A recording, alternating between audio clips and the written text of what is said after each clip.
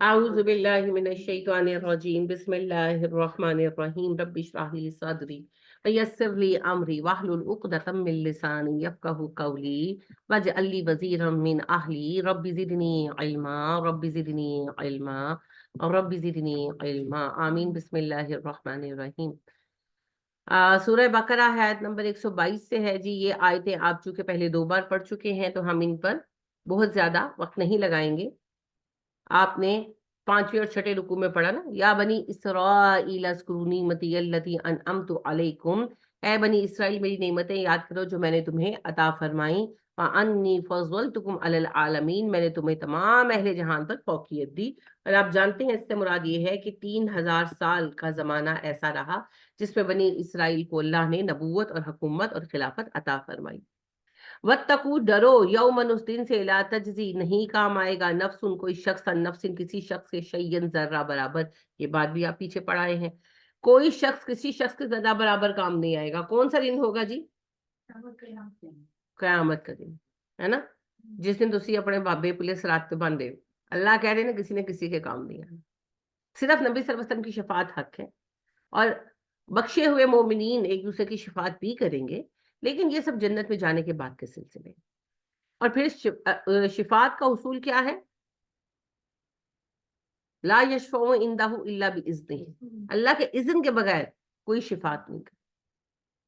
لہٰذا اللہ بار بار کہتے ہیں یومئذ لا تملک نفس لنفس شیئا، یہ وہ دن ہے جب کوئی نفس کسی نفس کے بارے میں کسی ملکیت کا حق نہ رکھے، تو لہٰذا اللہ سے خیر مانگنی چاہیے۔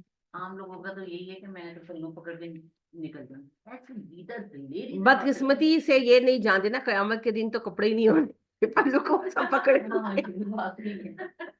جی جی، نبی صلی اللہ علیہ وسلم نے فرمایا، آپ نے فرمایا قیامت کے دن سب لوگ غیر مختون بے لباس اٹھیں گے۔ اما عائشہ نے کہا کہ اللہ کے نبی صلی اللہ علیہ وسلم پھر لوگ ایک دوسرے کو دیکھیں گے نہیں، ان کے بے لباس ہوں گے۔ اما آپ نے فرمایا عائشہ سب کی ایسی حالت ہوگی کوئی کسی کو نہیں دیکھے گا، لباس تو اس دن کچھ نصیبوں کو ملنے ہیں، جس کو لباس مل گیا وہ تو گیا بخشا گیا، کیونکہ لباس صرف جنتیوں کے ہیں۔ تو آپ صلی اللہ علیہ وسلم فرماتے ہیں سب بے لباس اٹھیں گے، سب سے پہلے ابراہیم کو کپڑے پہنائے جائیں گے، اس کے بعد مجھے پہنائے جائیں گے، کہ نبی صلی اللہ علیہ وسلم کو، مجھے نہیں۔ تو اگر قیامت کے دن کپڑے ہی ملے گئے تو بیڑا پار ہے انشاءاللہ۔ ہاں تو بھیا جنہ دے دامن پھڑنے نے نا، جنہ دے پلو پھڑنے نے، انہاں دے پلو ہی نہیں ہونے۔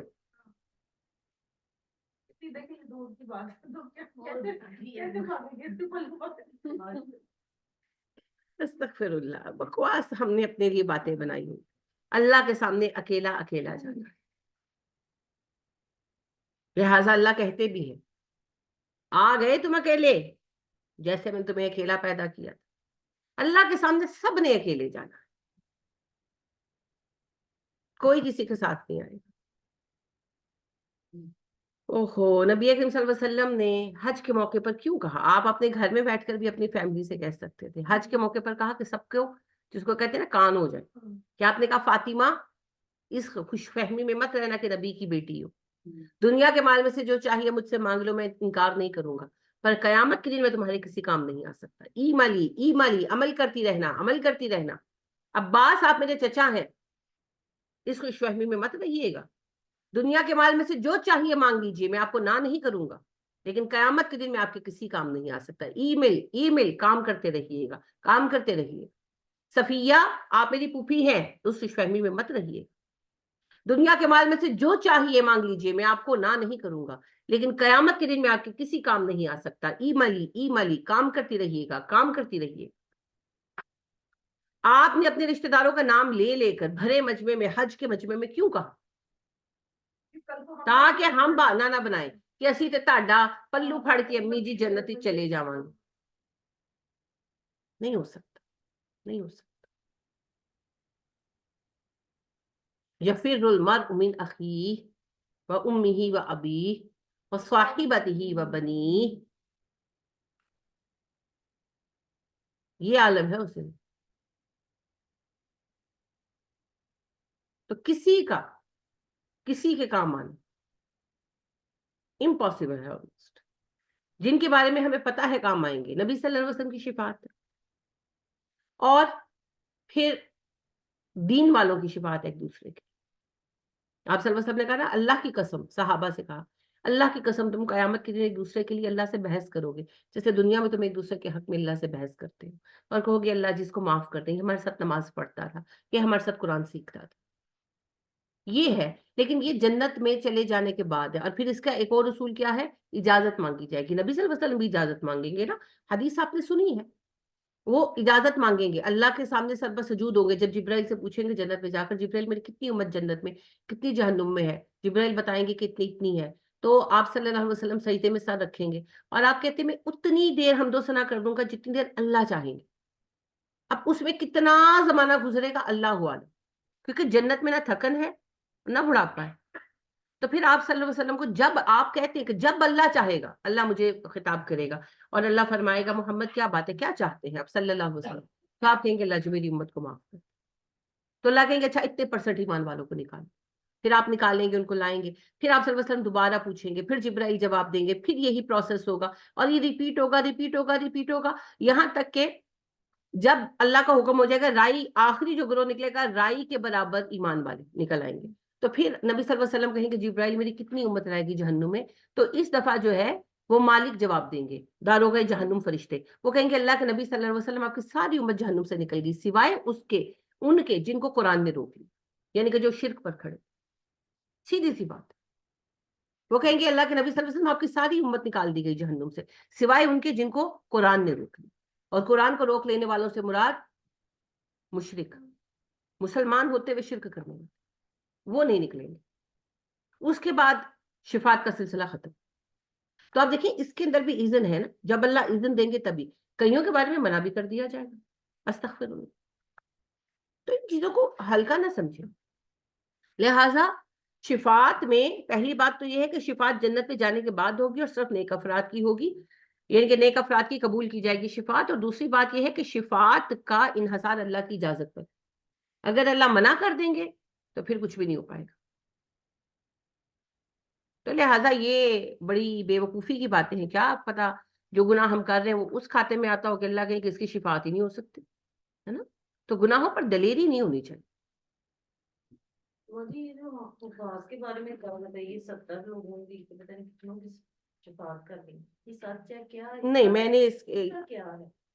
کچھ بھی نہیں ہے، جیسے بہت ساری روایتیں مشہور ہیں، یہ بھی مشہور ہے. اس لیے حفظ کرواتے ہیں جو نہیں ہماری شفاعت کروائیں گے. دیکھیں جی پہلی بات یہ ہے کہ حفظ کا اجر تو ہے، اور ایک حدیث ہے، حدیث ضعیف ہے مگر ہے، کہ آپ صلی اللہ علیہ وسلم نے فرمایا کہ جو بچہ جو ہے وہ حفظ کرے گا تو اس کے والدین کو قیامت کے دن تاج کرامت پہنایا جائے. تو حدیث ضعیف ہے مگر بہرحال ہے، تو کوئی اس فضیلت کے لیے کرتا ہے تو اچھی بات ہے. لیکن جو یہ ہے کہ 70 لوگوں کی شفاعت کرے گا، یہ کہیں میری نظر سے کوئی حدیث نہیں، کوئی ایسی حدیث نہیں ہے. باقی یہ ہے کہ صرف حفظ کافی نہیں ہے، عمل کرنا، حفظ کو سمجھنا. اور آپ دیکھیں میں تو سمجھتی ہوں کہ اس وقت تو تانا بنے ہوئے ہیں کہ ویسے حافظ ہیں اور ویسے آپ دیکھیں جھوٹ بولتے ہیں، بددیانتی کرتے ہیں. تو پھر لوگ بات اس طرح کرتے ہیں کہ اے دیکھو اے حال حافظانہ، اے حال مولویانہ. تو یہ بڑی تکلیف دہ بات ہے. تو حفظ بہت بڑی فضیلت ہے مگر صرف حفظ کافی نہیں ہے نا. آپ دیکھیں یہ جو ہے نا کیا نام ہے، عمران ہاشمی، انڈین ایکٹر ہے، حافظ ہے، تو کنیا دی سفارش کرے گا دسو میں نے. یعنی وہ ایکٹرز میں بھی بدنام ہے نا. حافظ ہے وہ قرآن کا. جی جی عمران ہاشمی. آپ مجھے آپ بتائیں وہ کس قدر وہ ایکٹرز میں بھی بدنام ایکٹر ہے، اور اس کا جو ہے قرآن حفظ ہم کنے 17 دی سفارش کرے.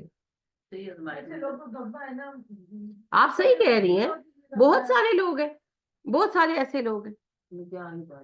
اب دیکھیں جو اعلیٰ حضرت احمد رضا خان صاحب ہیں، یہ بریلوی سیکٹ کا اتنا بڑا مسئلہ انہوں نے ہمارے لیے پیدا کیا ہے، اور انہوں نے جو ہے یہ سارے عقائد جو ہیں یہ کریٹ کیے ہیں مسلمانوں میں، کہ صاحب قبر کا زندہ ہونا وغیرہ وغیرہ، پورے پورے رسالے انہوں نے اس پہ لکھے، بکلیٹس لکھے. ٹھیک ہے، اب بات یہ ہے حافظ سے. تو یہ ایک نا پلین اس چیز کو نہیں کیا جا سکتا، یہ اللہ ہی کی ججمنٹ ہے، تو اللہ ہی جج کرنے والے. लिहाजा ये अल्लाह के काम अल्लाह पे छोड़ दें। हाँ, अगर कोई नेक नियति से माँ बाप अपने बच्चों को हिफ्ज कराते हैं तो उसका अजर तो जरूर होगा, नीयत नेक होनी चाहिए। बदनाम कर छोड़ा ना इन लोगों ने।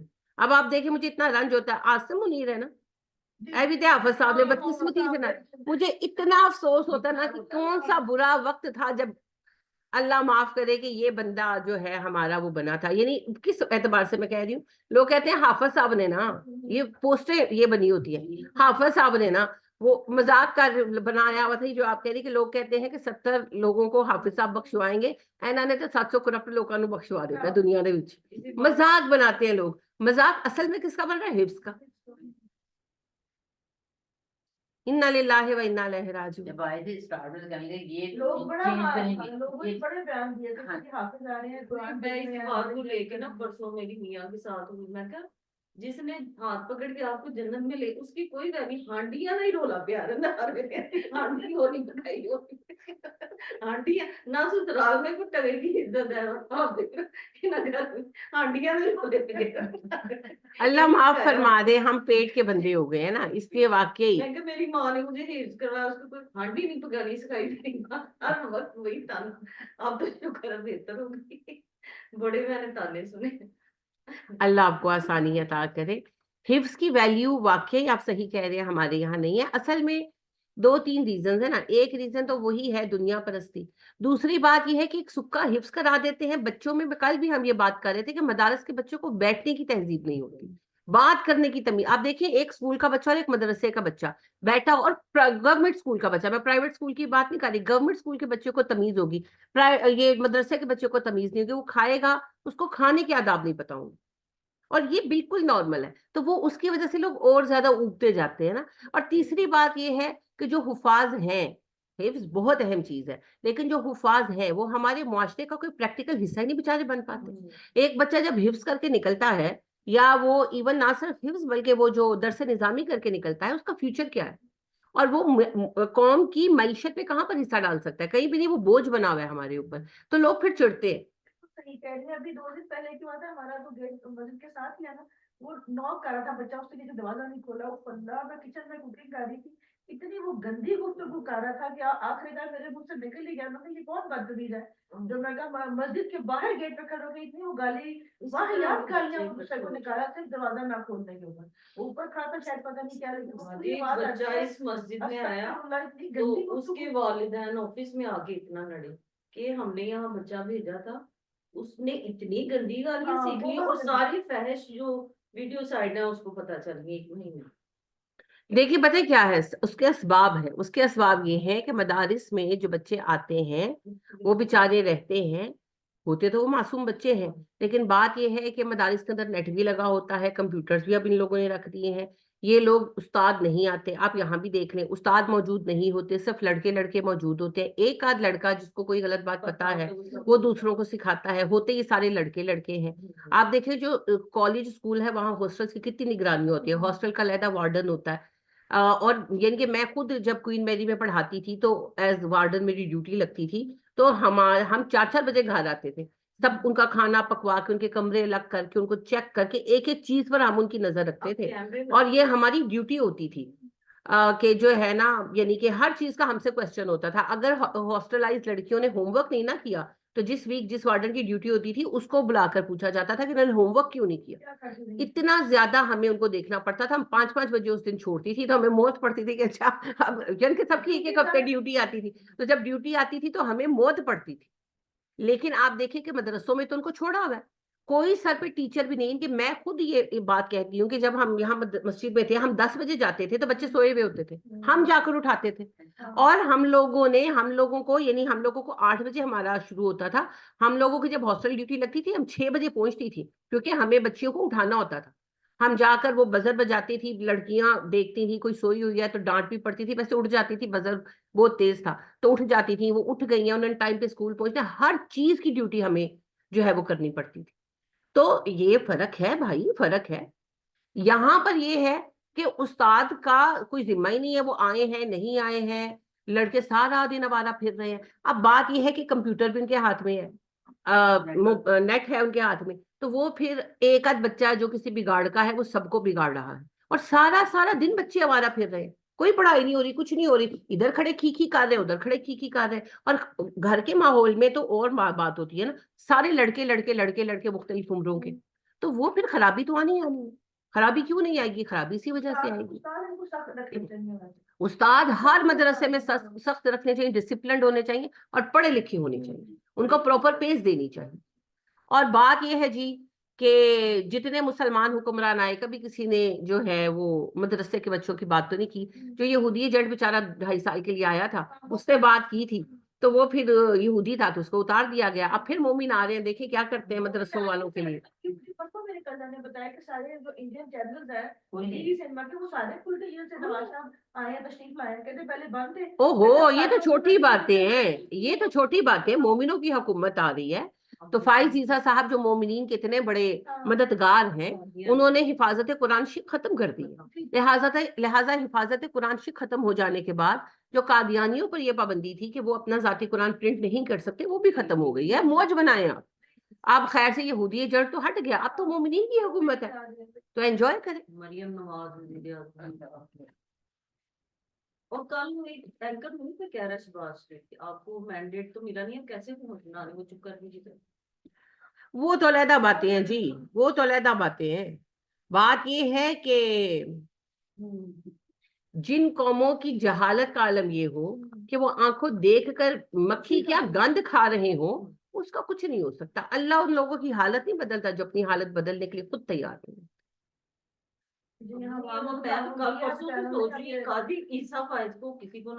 دیکھیں آپ صحیح کہہ رہی ہیں، کسی حد تک عوام نے کام کیا ہے، لیکن کیا ساری عوام متحد ہوئی؟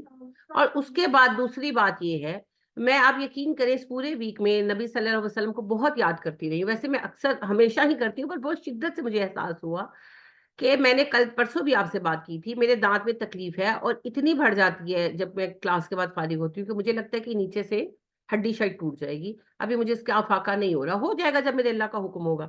میں اس کی کمپلین نہیں کر رہی، میں آپ سے صرف ڈسکس کر رہی ہوں. احد میں نبی اکرم صلی اللہ علیہ وسلم کو ابن شہاب نے جب پتھر مارا، آپ کے نیچے کے 2 دانت ٹوٹ گئے، یہ جو ثنایا سفلا ہیں یہ ٹوٹ گئے. تو آپ صلی اللہ علیہ وسلم جب تلاوت فرماتے تھے نماز میں، اسی دن آپ نے نماز پڑھائی ہے نا، احد کے بعد آپ نے نمازیں پڑھائی، پھر مسجد میں بھی آ کے پڑھائی. صحابہ کہتے ہیں ہم مہینے بھر سے زائد آپ کی قرات میں آپ کے دانت کے درد کا اثر پاتے رہے. اب دیکھیں اس وقت تو کوئی پین کلر بھی نہیں تھی، کوئی سرجری نہیں تھی، دانت ٹوٹ گئے تھے، بڑے دانت تھے ٹوٹ گئے تھے. آپ کو مہینہ ڈیڑھ اس کا درد رہا. آپ صلی اللہ علیہ وسلم کا یہ ہود کی کڑیاں یہاں اس جگہ آنکھ کے نیچے آئی ساکٹ کے پاس گھس گئی تھیں، جن کو نکالا تھا وہ عبیدہ رضی اللہ تعالیٰ عنہ نے. اب دیکھیں زخم کتنا گہرا ہوگا نا، اور ہڈی کے اوپر تھا. اب آپ کو پتا ہے جو ہڈی پہ چوٹ لگ جائے وہ کتنی تکلیف دیتی ہے. اگین کوئی پین کلر نہیں تھا. آپ صلی اللہ علیہ وسلم کے کندھے پر زخم آیا تھا، آپ کا سر پھوٹ گیا تھا. وہی ابن شہاب نا، وہ گوپھر میں بڑی الیل ہوتی ہے شکاری، اس کے ساتھ وہ پتھر پھینک رہا تھا آپ پر، تو ایک پتھر آپ کے سر پر لگا، آپ کا سر پھٹ گیا تھا، سر بھی پھٹا ہوا تھا. آپ صلی اللہ علیہ وسلم جب گھڑے میں گرے ہیں تو جو آپ کے کولوں کے نیچے وہ گھسے ہیں نیزے، تو وہ کئی کئی انچ گہرے زخم تھے. تو وہ آپ صلی اللہ علیہ وسلم کو کھینچ کر نکالا حضرت علی و طلحہ رضی اللہ تعالیٰ عنہ نے، وہ زخم بھی تھے. اس کے بعد پھر آپ دیکھیں تعاقب کے لیے آپ گئے، اور ایک دن کے لیے اللہ نے اتنی رخصت دی کہ چلو آج تم نمازیں نہ پڑھاؤ محمد، آج تم ریسٹ کر لو، تمہارے دانت میں درد ہے. سیریس بات پوچھ رہی ہوں، اتنی دی اللہ نے. یا اللہ نے کہا کہ اچھا چلو میرا حکم ہے محمد آپ ٹھیک ہو جائیں ابھی کے ابھی؟ اللہ کر سکتے ہیں نا، مگر نہیں، آپ کا پروسیس وہی رہا، آپ کی مشقت وہی رہی صلی اللہ علیہ وسلم. اس مشقت میں اگلے دن آپ صلی اللہ علیہ وسلم دانت میں درد ہے، سر پھٹا ہوا ہے، یہاں پر درد ہے، اور آپ سوچیں وہ درد کتنا شدید ہوگا. آپ کے جو رانے ہیں نیچے کی طرف سے کٹی ہوئی ہیں، اس کے علاوہ چھوٹے بڑے کئی زخم ہیں، اور آپ صلی اللہ علیہ وسلم کیسے اونٹ پر بیٹھے ہوں گے، کیسے آپ نے سواری کی ہوگی. اور آپ جو ہے حمراء الاسد تک لشکر لے کر گئے تعاقب کرتے ہوئے، اور اس کے بعد پھر وہاں 3 دن سٹے کیا، پھر آئے، اور پھر وہی بات ہے کہ اپنے سارے فرائض آپ ادا کرتے رہے. آپ صلی اللہ علیہ وسلم کو زخمی ہوئے بغیر دین کو قائم کرنے کا موقع نہیں ملا. ہم کہاں سے اپنے لیے یہ سمجھتے ہیں کہ ہم گھر میں بیٹھ کر ایک ووٹ ڈال کر ٹی وی ٹاک کر کے ہم اپنا حق حاصل کر لیں گے؟ نہیں ملے گا، نکلنا پڑے گا، مار کھانی پڑے گی. نبی اکرم صلی اللہ علیہ وسلم کے اپنے نواسے حسین رضی اللہ تعالیٰ عنہ شہید ہوئے، اسی سیاسی معاملے میں ہوئے ہیں نا، سیم یہی تھا. श्री लंका वाला हाल नहीं होगा यहाँ, कुछ नहीं वो होगा। हुआ ही हुआ है कुछ नहीं बना। तो हमें जो है उठना पड़ेगा। ये जो है वोट की ताकत, भाई वोट की ताकत वहां होती है जहां सामने हक परस्त होते हैं, कानून जो वोट की ताकत को मानते हैं। कानून ही खत्म हो वोट के अंदर कौन सा बम है जो फट जाना भाई? आप देख ले वोट की ताकत का क्या किया। ये वसीम कादर को देख लो, हाँ देखे जरा। लानतुल्लाह अला ज़ालिमीन, कि आप देखिए उस बंदे को कि उसने पीटीआई के नाम पर वोट लिया ना, और फिर उसने उनके साथ वो कर ली। पहले से डिसाइडेड था, क्योंकि उनको पता था कि रुहेला शरीफ नहीं जी, जो भी है वो रुहेल असगर नहीं जीतने वाला। ये सब कुछ पहले से टाइट था। और पता नहीं क्यों मेरे दिल में आ रहा था, मैं अपने मियाँ को कह रही थी, मैंने कहा मैंने नहीं वोट डाला। तो वो मुझे जिद करके ले गए, कहते तुम डालो। तो मैंने कहा कि ना, इन लोगों ने ना सीटें बेच देनी है। कहते नहीं नहीं तुम चलो तुम डालो। और मैंने वो कहा, मैंने कहा आपको पहले कहा था ना मैंने, हुज्जत तमाम हो जाए। लेकिन आप देख लेना, देखिए वोट की इज्जत वो करेगा जो किसी इंसान को इंसान समझेगा। ये आपको इंसान समझते हैं, आपका ख्याल है? ये आपको इंसान नहीं समझते, ये आप अपने गुलाम समझते हैं। ये है अपनी फितरत और जहनियत में फिरौन, और हम इनके गुलाम हैं इनके सामने। वो अलग बात है कि इनकी इतनी भी जुर्रत नहीं है जितनी फिरौन में थी। उसमें फिर भी जुर्रत थी कि उसने कहा था ना रब्बुकुमुल आला। इनकी वो औकात भी नहीं कि वो कह ले। तो ये है मुनाफिक लोग, वरना ये हमें इंसान नहीं समझते। ये इंसान समझते हो तो जो सिंध बलोचिस्तान का हाल है वो हो, जो इन्होंने यहाँ लोगों के साथ किया है वो सब कुछ हो। जो कश्मीर के साथ किया, मुझे तो वो नहीं भूला। गैस के बिलों का तूफान आया, लोगों ने देखिए जी, सब तरफ यही है। आपको क्या लगता है कि गजा के ये हालात इसराइल की वजह से हैं? गजा के हालात हमारे गद्दारों की वजह से। हमारे हर हाल के जिम्मेदार हमारे अपने लोग हैं। हमें हमेशा नुकसान, हमने जब मार खाई है हमने अपने गद्दारों के हाथों खाई है। दुश्मन हम पर गालिब नहीं आ सकते। तो मसला ये है कि इन लोगों से जान छुड़ाने के लिए फिर खड़ा तो होना पड़ेगा। खाली वेल विशिंग से और खाली घर बैठने से नहीं होगा। आज नहीं, कल नहीं, परसों, कब किसी ना किसी रीजन से उठेंगे लोग, और अल्लाह करे कि उठे, वरना फिर एक लंबा दौरे गुलामी है जिसको काटना पड़ेगा, और वो जलील और रुस्वा कुन होगा। तो ये हल नहीं। लिहाजा बात यही है कि मैं वही अर्ज करती हूँ कि वो कहते बंदे पीछे बंदा देवजा हाल मंदा। हमने एक जुमला बना लिया है कि इमरान खान यहूदियों के एजेंट है। उस यहूदियों के एजेंट ने तो अनाउंस कर दिया था। एक टाइम था जब ही वॉज यंग, वो भी मैंने सुना था कि वो उन्होंने उस वक्त इमरान खान का ये नजरिया था कि उन्होंने कहा था कि अगर कोई नबी सल्लल्लाहु अलैहि वसल्लम को आखिरी रसूल नहीं मानता तो मैं समझता हूँ कि वो गैर मुस्लिम नहीं होता। वो ये था, बहुत यंग थे उस वक्त इमरान। लेकिन जब इमरान खान गवर्नमेंट में थे तो उन्होंने ये कहा अपने डिबेट में, और मैंने खुद सुना, यानी उनकी डिबेट सुनी, कि उन्होंने कहा कि मेरे बारे में कहा जा रहा था कि मैं कादियानियों के साथ इत्तेहाद कर लूंगा, लेकिन मैं आप लोगों को वाज़े तौर पर बता दूं, मैं किसी ऐसे शख्स के साथ इत्तेहाद नहीं कर सकता और किसी ऐसे शख्स की हिमायत नहीं कर सकता जो मेरे नबी सल्लल्लाहु अलैहि वसल्लम को आखिरी नबी नहीं मानता और उनकी नबूवत पर सवाल उठाता है। जो बंदा अपनी राय से रुजू कर लेता है उस पर इल्जाम नहीं हो सकता। बड़े बड़े आलिमों ने अपनी गलतियों से रुजू किया है, वो तो एक आम मुसलमान है। तो लिहाजा वो तो नहीं कर सके, ये नहीं किया। लेकिन कादियानी बहन भाइयों के लिए बड़ा दर्द था नवाज शरीफ साहब के दिल में, और अभी हुकूमत भी कायम नहीं हुई तो उनको तो हक हासिल होने शुरू हो गए हैं। तो ये चीजें जी अल्लाह खुद बहुत खोल कर दिखा देता है। तो मैं किसी को ये नहीं कहती कि वोट दें। बड़ा दिलचस्प ये सवाल मुझसे रहा है, हम किसको वोट दें? भाई खुद दो, हिसाब खुद देना तो वोट भी खुद दो। मैं क्यों कहूँ किसको वोट दे? आप बच्चे हैं, कोई बच्चा नहीं, कोई नाक में नवाला नहीं डाल रहा। और ये भी आपके लिए काबिल मुबारकबाद बात है सारे उन लोगों के लिए जो नवाज शरीफ लवर्स हैं। बड़े शोहरत हासिल हुई है नवाज शरीफ साहब को। कनाडा के जो है करप्शन में, इनके करप्शन स्टडी में केस स्टडी के तौर पर डाला गया है, उनकी तस्वीर बाकायदा डाली गई है, और सियासी करप्शन, इनके पॉलिटिकल करप्शन में उनको केस स्टडी बनाया गया कि ऐसे करप्शन होती है।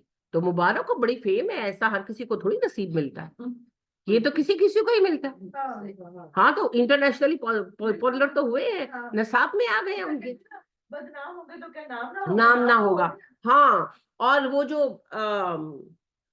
इंटरनेशनल हीरोज में इमरान खान को भी केस स्टडी बनाया गया। तो आपकी मर्जी है, जो चाहे करे, जिसको चाहे चुने, सबकी अपनी मर्जी है। अल्लाह को अक्ल से पहचाना गया है, देखा तो किसी ने नहीं। तो हालात को अक्ल से आप समझें। लगी है जी, वतुइज़्ज़ु मन तशा वतुज़िल्लु मन तशा, सब मामले अल्लाह की तरफ। हर कोई अपना काम करके मर जाएगा اور وہ مر جائے گا، اس کا کام زندہ رہے، اچھا ہے یا برا ہے، وقت سب کے فیصلے کرتے ہیں، سب کے فیصلے کرتے ہیں.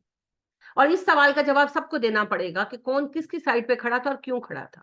میں ایک زمانے تک یہ سوچتی تھی، میں کسی کو کسی سے کمپیئر نہیں کر رہی، کمپیریزن ہو ہی نہیں سکتا بھائی، لیکن بات صرف حالات کو سمجھنے کی ہے کہ میں کہتی تھی جب حسین رضی اللہ تعالیٰ عنہ کا ٹائم تھا، ان کے خلاف یہ سب ہو رہا تھا تو لوگ خاموش کیوں تھے.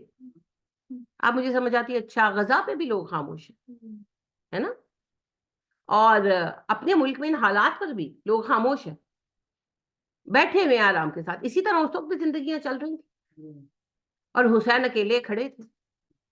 تو بات یہ ہے کہ ہر کسی کو اس سوال کا جواب تو دینا ہوگا کہ وہ کون سے وقت میں کس کے ساتھ کھڑا تھا اور کیوں کھڑا تھا. تو سوچ سمجھ کر اپنی اپنی چوائسیز بنائیے. میں کسی کو کچھ سجیسٹ نہیں کرتی، میں کر ہی نہیں سکتی، حالات بہت کمپلیکیٹڈ ہے. میں جہاں کھڑی ہوں، میں جس نقطۂ نظر سے دیکھ رہی ہوں، میں کس کو سپورٹ کرتی ہوں، آپ کس کو سپورٹ کرتے ہیں، آپ کا نقطۂ نظر ہے، زاویہ نظر کی بات ہے.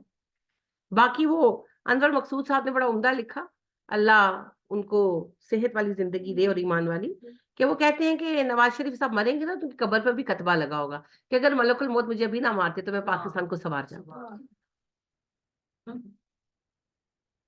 میں تو یعنی اپارٹ فرام کرپشن، ناکامی بھی تو ایک چیز ہوتی ہے نا، کرپٹ کوئی ہو یا نہ ہو، ناکامی بھی تو کوئی چیز ہوتی ہے. میں نے جب ہوش سنبھالا تو نواز شریف صاحب پہلی دفعہ پرائم منسٹر بنے تھے اور میں بڈھی ہو گئی ہوں اور وہ کچھ نہیں کر پائے، تو چلو ناکام ہی مان لو. ایک ناکام بندے کو بار بار موقع دینے کا کوئی فائدہ ہے؟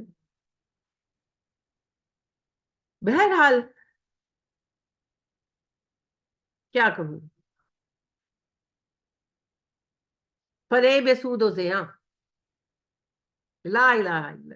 جو سب سے ٹف ٹائم آ رہا ہے، آئی ایم ایف کی قسط دینی ہے 27 کی 28 اور خزانے میں 8 اور کہہ رہے ہیں جو مہنگائی کی اب لہر آنی ہے نا وہ سب سے شدید ہے. بھگتے ہیں جی بھگتے ہیں. 65 دینے کے لیے جو ٹیکس کرنے ہیں 65 روپے گیس کے پیچھے بڑھا دیا. ہاں ہمارا 50 آیا، 15 روپے یونٹ کا گیس کا. یہ ساروں کا یہی حال ہے، ساروں کا یہی حال ہے.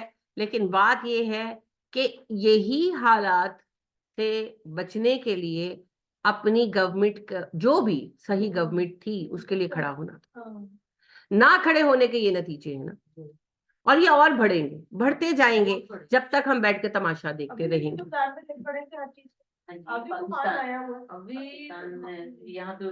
پاکستان کا نام نہ لیا کریں، آپ کے حکمرانوں کی مہربانیاں ہیں جن کو ساری عمر آپ لوگوں نے سب نے سپورٹ کیا ہے. پاکستان تو ایک خطے کا نام ہے. اس ملک میں، پاکستان میں سارے راضی خوشی ہیں سوائے پاکستان کے.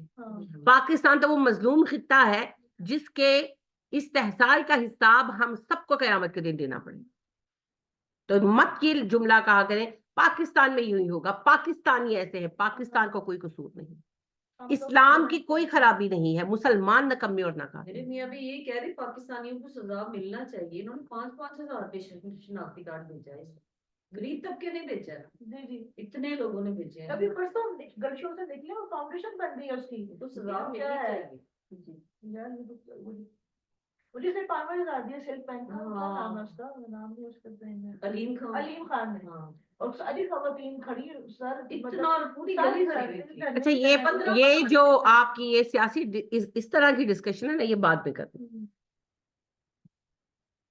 بات ایک مین لائن پر ہو رہی ہوتی ہے نا، مین لائن پہ رہا کریں. یہ آپ یہ والی جو ڈسکشنز ہوتی ہے نا، کیونکہ یہ کلاس ہے تو اس کا تو کوئی فائدہ نہیں ہے نا، وہ تو پھر جتنی چاہے وہ بعد میں بیٹھ کر گپ لگائیے گا.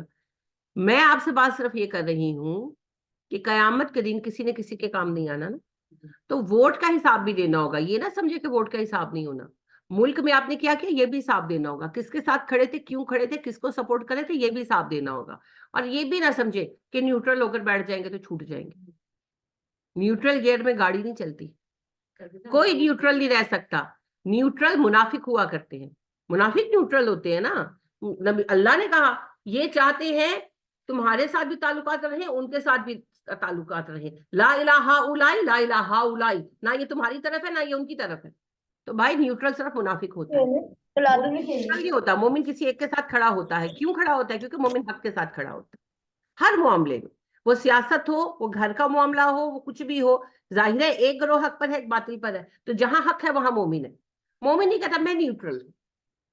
نیوٹرل نہیں ہو سکتے. کام کیسے چلے گا دنیا کا؟ نیوٹرل ہو کر کچھ نہیں ہو سکتا. لہٰذا آپ کو حق پر کھڑا ہونا پڑے گا. جس کو حق مانے اس کے ساتھ کھڑے. تو کاش ہم لوگ سمجھ جاتے. بہرحال جی، یہ بیٹھ بیٹھ کر ٹھنڈے ٹھنڈے قدموں کچھ نہیں ہوگا. نبی کریم صلی اللہ علیہ وسلم نے اتنی تکلیف اٹھائی کس لیے؟ اسلام کا سیاسی نظام قائم کرنے کے لیے. مدینے آ کر عبادات کی تو آزادی مل گئی تھی، تو کس بات پر جنگیں ہو رہی تھیں؟ اسلامی حکومت قائم کرنے کے لیے. اسلامی حکومت میں نظام کس کا تھا؟ مسلمانوں کا ہونا تھا نا، اسلام کا ہونا تھا. سیاست مسلمانوں کے ہاتھ میں تھی نا. تو نبی کریم صلی اللہ علیہ وسلم خالی عبادت کرتے تو کفار مکہ نے بھی سکون سے بیٹھ جانا. سیاسی نظام ہاتھ میں لینے کی جد و جہد تھی، حکومت ہاتھ میں لینے کی جد و جہد. تو آپ حاکم بھی تھے، آپ سیاستدان بھی تھے، اور آپ نے اسلامی نظام کو سیاسی طور پر اپلائی کرنے کے لیے یہ سب کچھ سہا. اور ہم کہتے کہ نہیں نہیں، ایئر کنڈیشن کمروں میں ٹی پیتے ہوئے ٹیبل پر بیٹھ کر ڈسکشن کرتے کرتے ہم حالات بدل لیں. تو یہ نہیں ہوگا، یہ نہیں ہوگا، سہنا پڑے گا. تو لہٰذا بھی وقت ہے، سنبھلیں گے تو اچھا رہے گا، نہیں سنبھلیں گے تو حالات تو بدلنے ہیں، پھر اللہ ہمیں جوتے مار مار کے بدلوائیں گے.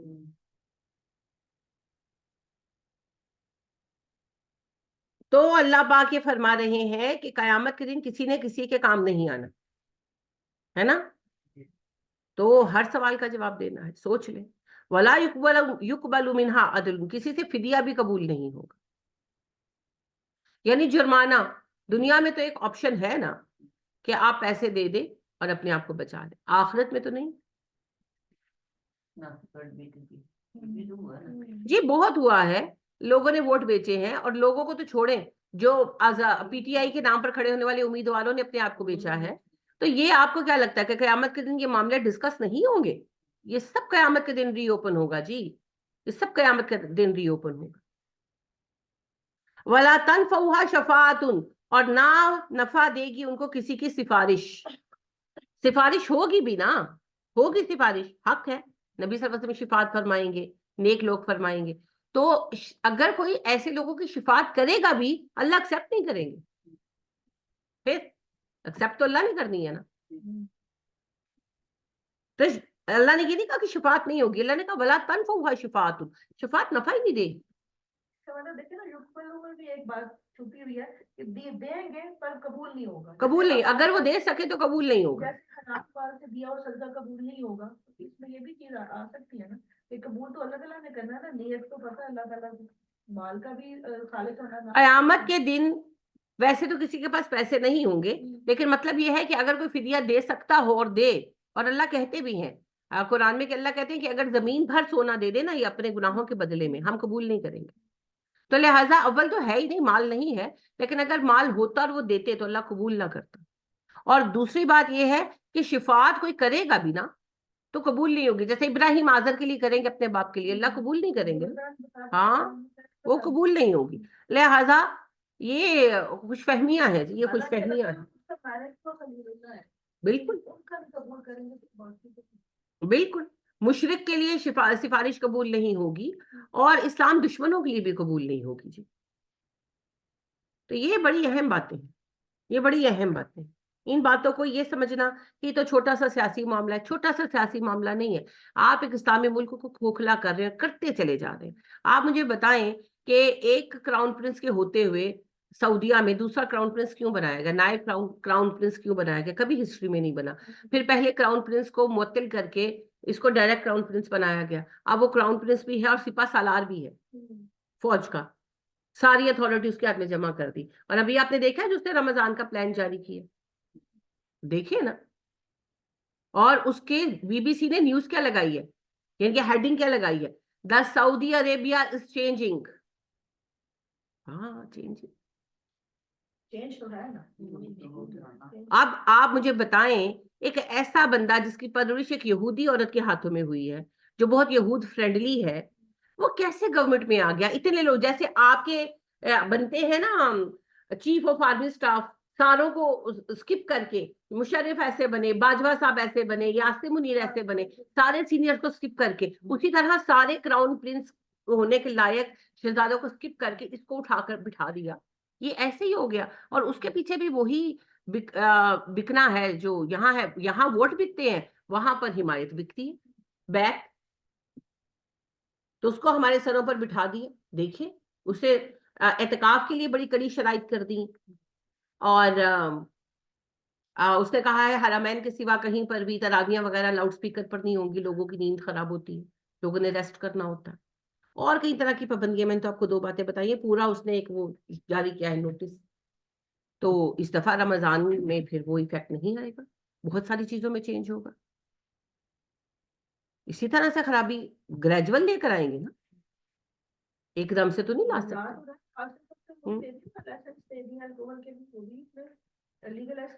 اس کو بڑی محنت کر کے یہ لوگ اوپر لائے ہیں. پہلے انہوں نے اس کی پرورش اپنے ہاتھ میں لی ہے. یہ سب کچھ ایسے یہ کوئی اتفاقات, یہ کوانسیڈنسز نہیں ہے, یہ بڑی پری پلانڈ کام ہے. تو یہی ہونا جی. اب مجھے بتائیں, جن سرداروں نے, جن شہزادوں نے, یعنی کہ شاہی خاندان کے جن لوگوں نے اس کی حمایت کی, اس کو ووٹ دیا, وہ اس کی وجہ سے آگے آیا نا. پیسے لیے, بکے, تب بھی دیا, پھر ان کی وجہ سے وہ آگے آیا. اب جو خرابی ہو رہی, کون ذمہ دار ہے اس کا؟ وہ سارے ہیں نا. تو قیامت کے دن کیا جواب دیں گے؟ تو یہ صرف سیاسی معاملہ نہیں ہے, سیاست ہی ملک چلاتی ہے, اور ملکوں میں ہی نظام قائم ہوتے ہیں. اسلامی ملک قائم رہے گا تو اسلامی نظام آئے گا نا. تو سیاست کا استحکام تو ضروری ہے. لہٰذا یہ کہنا کہ اے چھڈو ہے تو سیاسی معاملے. نبی صلی اللہ علیہ وسلم سیاستدان نہیں تھے. مدینے میں آ کر پہلی بات کیا منوائی تھی؟ میں نے پہلے بھی آپ سے عرض کیا, I am head of the Medina, I am chief of Medina, میں ہوں. کیوں؟ سرداری کا شوق تھا, محل بنایا؟ نہیں بھئی, آپ سردار نہیں ہوں گے تو کام کیسے کریں گے؟ اگر سردار بن جاتا عبداللہ بن ابی تو مسلمان سانس لے پاتے. جج بھی میں ہوں, I am the chief justice, کہا نا. ہر بات میں فائنل ڈیسیژن میرا ہوگا. میثاق مدینہ کی یہی شرائط تھی نا. تو میں نے پہلے بھی آپ سے کہا, ابھی بھی کہتی ہوں, کہ اگر ہم یہ سوچتے رہیں گے یہ تو سیاست ہے, اس کا دین سے کیا تعلق, تو دین کہاں ہوا میں مریخ میں جا کر قائم کرنا ہے. جب تک دنیا کی حکومت ہمارے ہاتھ میں نہیں ہوگی, دین قائم نہیں ہوگا. تو حکومت ہمیں چاہیے. دنیا میں اصول ہے لیڈ اور بی لیڈ.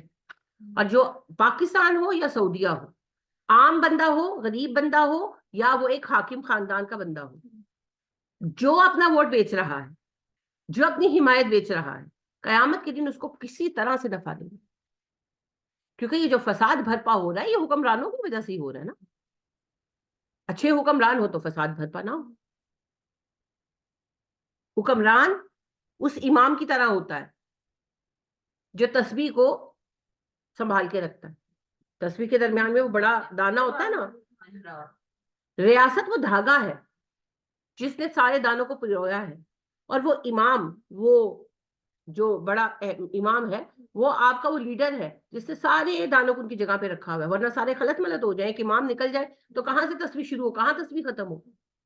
تو ریاست دھاگے کی طرح ہے, اور امام ہمارا وہ لیڈر ہے, ہمارا وہ سردار ہے جو سب کو ان کی جگہوں پہ رکھتا ہے.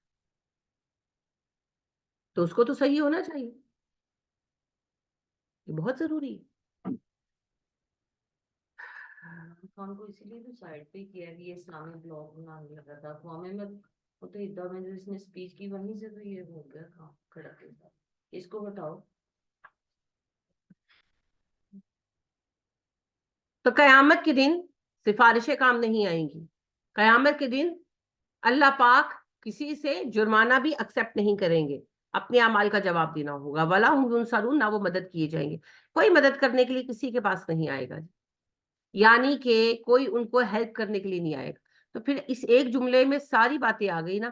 غوث اعظم آ کر بیٹھ جائیں گے پل صراط پر اور کہیں گے کہ اللہ جی جب تک میرا ایک ایک مرید جنت میں نہیں جائے گا تو میں تو جنت میں نہیں جاؤں گا. مگر آپ کا رب تو کہتا ہے ولا ہم ينصرون, وہ تو جنت, ان کی مدد کرنے کوئی آنے والا ہی نہیں ہے. تو کیا غوث اعظم اس کیٹیگری سے باہر ہے؟ عبد القادر جیلانی باہر ہے؟ نہیں ہے نا. انہوں نے بھی کوئی نہیں آنا, کسی نے بھی نہیں آنا. یہ پیچھے گلی میں میرے گھر کی بیک سائڈ اس طرف تو وہ میں گئی دعوت قرآن دی، دورہ قرآن کی. تو انہوں نے مجھے یہ جواب دیا اور یہ مجھے کبھی نہیں بھولے گا زندگی میں کہ انہوں نے مجھے یہ کہا کہ جی میں نہیں آؤں گی. اسٹریٹ فارورڈ انہوں نے مجھے بڑے محبت سے کہا کہ باجی میں نہیں آؤں گی، آپ کا بہت شکریہ پر میں نہیں آؤں گی. میں نے کہا آپ کیوں نہیں آئیں گی؟ تو کہنے لگی کہ ہم جہاں سے بیٹھ ہے نا، ہماری پیر صاحب نے وعدہ لیا کہ تم کبھی کسی کی بات نہیں سنو گے، صرف میری بات پر چلو گے، تو پھر میں قبر میں تمہیں حساب سے منکر نکیر سے بچانے آؤں گی.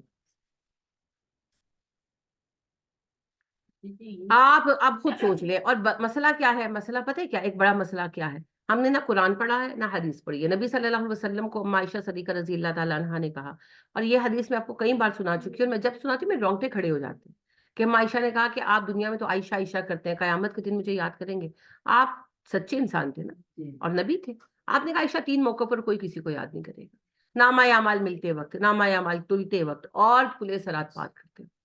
جس پلے صراط پر نبی صلی اللہ علیہ وسلم ہم عائشہ کو کہہ رہے ہیں عائشہ میں تمہیں یاد نہیں کروں گا، اس پلے صراط پر غوث اعظم بیٹھ جائیں گے نا. کوئی نہیں بیٹھے گا بھیا، سب کو اپنی پڑی ہوگی. ہمارے پیارے نبی صلی اللہ علیہ وسلم جو امت کے لیے کتنے دکھی رہے ہیں، اور آپ صلی اللہ علیہ وسلم اپنی امت کے لیے ساری عمر دعائیں مانگتے رہے ہیں، اور آپ صلی اللہ علیہ وسلم نے اپنی جو دعا ایک خاص ہے وہ بھی ان امت کے لیے سنبھال کے رکھی ہے. آپ کا عالم یہ ہوگا کہ پلے صراط پار کر کے جنت میں چلے جائیں گے. آپ خود کہتے ہیں، آپ کہتے ہیں سب سے پہلے پلے صراط کو میں پار کروں گا، اور سب سے پہلے جنت میں کہ میں جاؤں گا، جنت کا دروازہ بند ہوگا میں بجاؤں گا، اور مالک جنت کے جو فرشتے ہیں رضوان وہ پوچھیں گے کون ہے، تو میں کہوں گا محمد صلی اللہ علیہ وسلم. تو کہیں گے ہاں مجھے آپ کے لیے دروازہ کھولنے کا حکم تھا. تو پھر دروازہ کھلے گا، پھر آپ جائیں گے اور پیچھے آپ کی امت جائے گی، اور پھر باقی نبی اور امتیں جائیں گی. تو آپ صلی اللہ علیہ وسلم کہتے ہیں میں جب جنت پہ اپنے مقام پر پہنچا دیا جاؤں گا، پھر میں کہوں گا جبرائیل میری کتنی امت جنت میں آئی، کتنی جہنم میں. تو جب نبی صلی اللہ علیہ وسلم جو اصدق الصادقین ہے وہ یہ کہہ رہے ہیں، تو پھر کیڑے نہیں آنا ہے جی، کیڑے بابا جی نہیں آنا ہے. حالے بابا جی پتہ نہیں یہاں پہ پولیس رات کراس کر سکتے دینے کے نہیں، جو بھی بابا جی ہو بھئی، وہ عبد القادر جیلانی ہو، وہ علی بن عثمان ہجویری ہو، وہ نظام الدین اولیاء ہو، کوئی بھی ہو، کس کے بارے میں آپ کہہ سکتے ہیں پولیس رات پار کر لے گا؟ How do you know? کہہ سکتے ہیں کسی کے بارے میں؟ پتہ نہیں، پتہ نہیں. یہ تو اللہ ہی فضل کر دے، جس پر اسی پر ہوگا، ہم نہیں جانتے. تو جس کا اپنا نہیں پتا وہ دوسروں کو کیا بخشوائے گا. اور پلے صراط پار کرنے سے پہلے کسی نے کسی کو پلٹ کر نہیں دیکھنا، یہ یاد رکھیے گا. یہ قیامت کے دن آپ دیکھیں گے، کیونکہ یہ ہمارے پیارے نبی صلی اللہ علیہ وسلم نے کہا ہے. اور کسی کی بھی بات صحیح غلط ہو سکتی ہے، ہمارے نبی کی بات غلط نہیں ہو سکتی صلی اللہ علیہ وسلم. ہاں جنت میں جانے کے بعد شفاعتیں ہوں گی، اور شفاعت کا اصول پھر کیا ہے؟ اذن اللہ، اللہ کا اذن. اگر اللہ الاؤ کریں گے تو شفاعت ہوگی، اگر اللہ کہیں گے نہیں اس کے بارے میں بات نہیں ہونی تو کوئی بات نہیں کرے. تو لہٰذا کوئی مدد کرنے آنے والا نہیں ہے جی. اور ہر سوال کے ساتھ یہ ہماری جو ووٹ ہے، ہمارا سیاسی رجحان ہے، ہمارا ملک کے نظام میں جو حصہ ہے، اس سب کا سوال ہوگا. کیونکہ دیکھیں ملکی نظام افراد ہی سے چلتا ہے نا. اقبال کہتے ہیں افراد کے ہاتھوں میں ہے اقوام کی تقدیر، ہر فرد ہے ملت کے مقدر کا ستارہ. تو پوری قوم مل کر ایک ملک کا نصیب چنتی. تو ہم بھی مجرم ہیں، ٹھیک ہے، کچھ اور بھی مسائل ہیں، لیکن اصل مسئلہ تو ہم خود ہیں، ہم اپنا مسئلہ خود ہیں. تو اللہ کریم آسانی کا معاملہ فرمائے جی. انشاءاللہ پیر کو اب آگے بڑھیں گے، اور پیر کو انشاءاللہ ہم یہ موضوع مکمل کریں گے. اللہ ہم پر آسانی کا معاملہ کرے، اور رمضان کے لیے تیار ہو جائیں. کیا تاریخ ہے آج؟ 22 ہو گئی ماشاءاللہ. ہاں جی، میں فیبرری کی بات کر رہی ہوں. انشاءاللہ اللہ نے چاہا تو اگلے ویک میں آپ کو شاید منگل کو فارغ کر دوں گی انشاءاللہ. میرا ارادہ ہے پیر یا منگل کو. پھر 1 مارچ کو آپ سے ملاقات ہوگی دورہ قرآن میں اسی ٹائم، لیکن مسکین کو دورہ قرآن میں وقت کی پابندی رکھیں گے. یہ تو کلاس ہے نا، تو آپ تھوڑا سا سکون سے آتے ہیں، تو میں بھی کہتی ہوں چلو خیر ہے، لیکن دورہ قرآن میں وقت کی پابندی رکھیں گے. یہی ٹائم ہوگا 10 سے 12 انشاءاللہ. میں نے بھی جانا ہوگا، جو میرے ساتھ جانا چاہے وہ جا سکتا ہے، لیکن وقت کی پابندی رکھنی ہوگی، کیونکہ میں نے گاڑی پہ جانا ہے، گاڑی تو خالی ہوگی نا. جی میں اوبویسلی نہیں 10 بجے جاؤں گی نہیں نا. ہاں 9:45 گھر سے نکلوں گی، تو جس سے میری طرف آنا ہو مجھے بتا بھی دے. اور دوسری بات ہے 9:45 پہنچ بھی جائے، جو لیٹ ہوگا پھر ہم چھوڑ جائیں گے. کیونکہ اگر میں لیٹ ایک دن گئی تو ساروں نے پھر لیٹ تشریف لایا. تو ہم لوگ اپنے ٹائم پہ شروع کریں گے، اور بلکہ آپ 9:40 ذہن پہ رکھیں، جا کر 2 رکعت نفل بھی تو پڑھیں گے، تو 9:40 کا ٹائم ذہن میں رکھیں، جس سے میرے ساتھ جانا ہو وہ اس ٹائم پہ میرے ساتھ کولیبوریٹ کرے. تو پھر انشاءاللہ منڈے کو میں پوچھ لوں گی، اور انشاءاللہ ٹائم پر ہوگی تو واپسی بھی ہم اکٹھے کر لیں گے، یہ کیسر لے لے گا. اگر کسی دن لیٹ ہو گئے تو پھر الگ بات ہے. تو واپسی پہ تو پھر مینس کی نہیں وہ ٹھیک ہے، لیکن اگر کیسر ہوں گے تو وہ لے لیں گے نا. وہ صرف اگر کسی دن لیٹ ہوتے ہیں تو پھر ہم خود آ جائیں گے، ورنہ کیسر ہمیں لے لیا کریں گے. تو انشاءاللہ اس کو شروع کرتے ہیں، اور اللہ ہمیں برکت اور آسانی عطا کرے. آمین ثم آمین. رمضان میں ہمارا صبح ہوگا سحری کے بعد، سحری کے وقت نماز نماز کا جو ٹائم ہوگا نا اس کے ساتھ، جیسا کہ پچھلے سال بھی رہا کہ نماز کے بعد 10 منٹ کا وہ دیتے تھے درس، تو صفدر صاحب، تو وہ ٹائم نکال کر تو پھر ایک دن میں ہمیں اندازہ ہو جائے گا کہ صحیح ٹائم کیا بنتا ہے. رمضان سے 1-2 دن پہلے ہم پوچھیں گے نا انہوں نے فجر کا کیا ٹائم رکھا ہوگا، تو اس کے مطابق پھر ہمیں پتہ چلے گا کہ ہم ادھر کا کیا ٹائم رکھیں.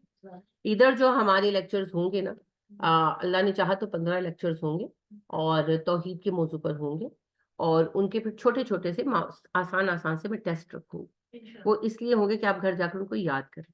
یہ ہم اس لیے نہیں کہہ رہے کہ بس ہم نے ایک کام کرنا ہے، شوق چاہ چڑھیا ہوا ہے، نہیں، یہ اس لیے کہہ رہے ہیں کہ آپ کے پاس حجت ہو جائے قیامت تک کے لیے. جب تک ہم زندہ ہیں ہمارے پاس حجت ہو، جب ہمارے ساتھ کوئی بحث کرے کہ نہیں قبر سے سجدہ کرانا شرک نہیں ہے، تو ہم اس کو جواب دے سکیں. جب کوئی کہے ولیوں سے امداد مانگنا شرک نہیں، تو ہم جواب دے سکیں. تو آیات یاد نہیں کر سکتے، ان کا نمبر اور ترجمہ یاد کریں. ٹھیک ہے نا. حدیث یاد نہیں کر سکتے تو حدیث کا نمبر اور ترجمہ یاد کریں. بکس اپنے پاس لے لیں.